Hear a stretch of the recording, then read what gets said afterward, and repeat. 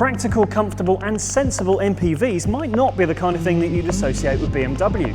Until now. This is our first chance to get up close and personal with the new 2 Series Active Tourer, which made its global debut at the 2014 Geneva Motor Show. Here are the 5 top things that we know about it so far.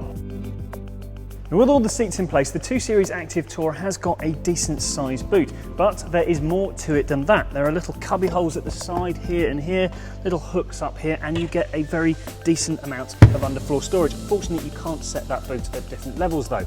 However, when you drop the seats with these little buttons here, then you get even more space than you do in the estate version of the BMW 3 Series. Normally, the back seat of a small BMW like the 1 Series is not a brilliant place to be, but that is not the case here.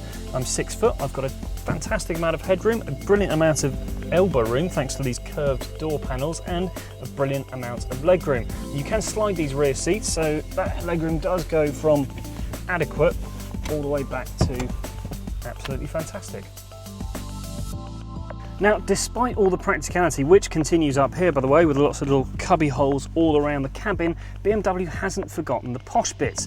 Even the basic version SE gets a nice metallic finish, but the other trims like Sport and this Luxury get things like leather, chrome finishes around the dash, and generally feel as good as the rest of the range. There will also be an M Sport version later on, which will add things like lowered suspension and sport seats in the front. Now, if you want one of these absolutely immediately, there are only 2 engines that you can choose from, a 218i petrol and a 218D diesel, but there are loads more on the way, including one that will take emissions below 100 grams per kilometre of CO2, a 216D that is, and a 220D as well. For more information on all the engines, have a look on whatcar.com here.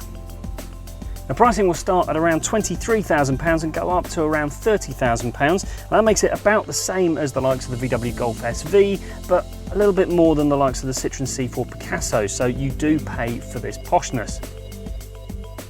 Now, apart from the looks and the practicality, the 2 Series Active Tourer represents a massive change for BMW in one other crucial way, and that is the engine sends the power to the front wheels rather than to the rear wheels, like pretty much every other BMW.